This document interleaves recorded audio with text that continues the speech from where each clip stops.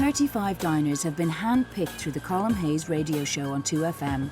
And as they start to arrive in the newly converted pop-up restaurant, there's that sense of adventure as a customer. Welcome along to the 2FM MasterChef pop-up restaurant. There's a conviviality that comes through that adventure that often you don't in restaurants. You feel defined by your surroundings rather than you sort of playing more of an active role in defining your experience. There's no calories in pickleball.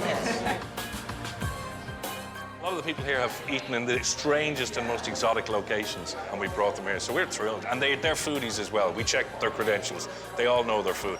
Nobody here has ever been to a drive-through. The deconstructed piccalilli is something that I definitely would be looking forward to. And with 8 people left, we'd be expecting that this is the cream of the crop. Having looked at this menu, I expect to be wowed by the contestants today. Part of the challenge is they have these ingredients they're not familiar with. How much should they taste them and react to the ingredients themselves? Tamron and Nisha do a quick trial of their onion soup with sourdough croutons. Whether it's too simple or not, we're not sure, but hopefully the truffle oil and the cured egg will just lift it a bit. I love the cured egg. Yeah. I really like and it should look great, the bright yellow. Yeah. Time now for Tamron and Nisha to move their starter from the kitchens to the pop-up dining room and hope they can keep their soup hot in transit. Get the rhythm going. Parsley oil. Not too much though, we don't want it to overpower. You said that's too much. The final ingredient, Giles's cured egg yolk. You ready for our onion soup? With a rustic sourdough crouton, a parsley oil and truffle oil. The yellow is the grated cured egg yolk. Thank you. It looks so pretty. Presentation is a success, but how will they fare with the diners, Giles and the judges on their use of the artisan ingredients? It's gorgeous, really, really nice. I'm trying to taste the egg though. Can you taste the egg? There was an addition of cured egg, which I didn't get, and I actually didn't think that it brought anything to the flavour. I was looking forward to seeing what the onion soup with the cured egg would be like, and actually it was absolutely beautiful. It's been executed brilliantly, it's balanced brilliantly, the seasoning's very good. It's creative, they've done their own thing a little bit, but at the same time, it's nourishing and delicious. They actually have enhanced the flavour of that beautiful onion with a bit of the truffle oil, but the crouton as well with the parsley just adds flavour and depth to it. I think it's a great idea. What I love is the sourdough bread. I love that. Is an extra dimension of bitter. We had a simple dish, but I think we pulled it off.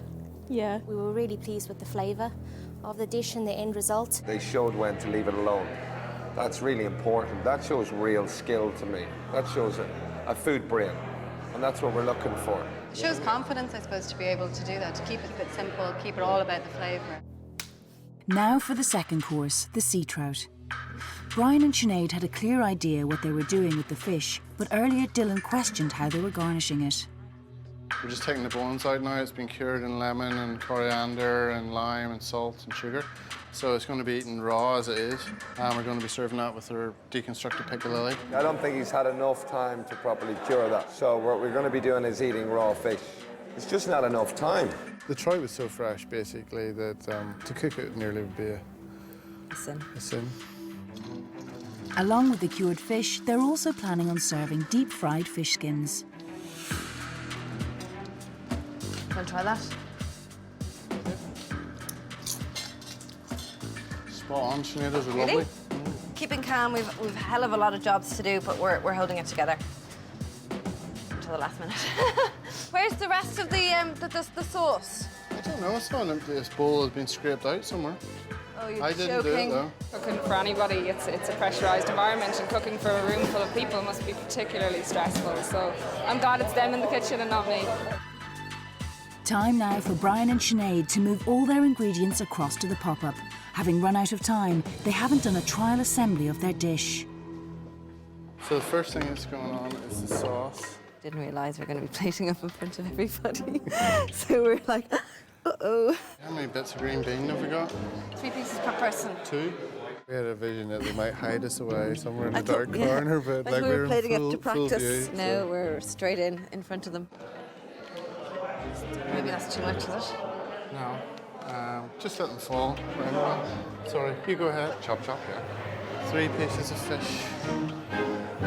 Maybe a little squeeze of lemon juice and we're good to go, and I'll start the next one. Once we had done one, we wanted every plate to be identical, so we were trying to follow a pattern when we were plating up.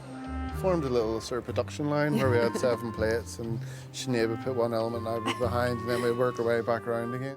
So I just have to get Time management is the key to being a good cook. Is there a cucumber missing from something down that far end as well? No. If you can have a clarity at the beginning, then you can adjust to the context of the environment. Despite the slow service of the fish course, Dylan admires Brian's eye for detail on his cured sea trout with deconstructed piccalilli. Can we give it a squeeze of lemon, sorry? That guy, Brian, he's an incredible talent. He's really big on texture, this man. Yeah. Really big on texture, Brian. Cured trout with some samphire, like a deconstructed piccalilli. It's a nice little dainty dish, but hope you enjoy it. We took a risk. I hope it pays off. I hope they liked the ingredients. Hope they work together. Hopefully, we've got the balance of flavours correct, and nothing's too overpowering, and everything sort of sits well with each other. That's what we're hoping. Absolutely thoroughly enjoying it. Really, really well presented. It's lovely and tasty. The flavours are just fabulous. Can't fault it, really. While the fish itself was absolutely gorgeous and very tender, the dressing I felt was very overpowering. It was very oily and lacked flavour. The dressing was probably very disappointing for me. All I could taste was a lot of oil off it.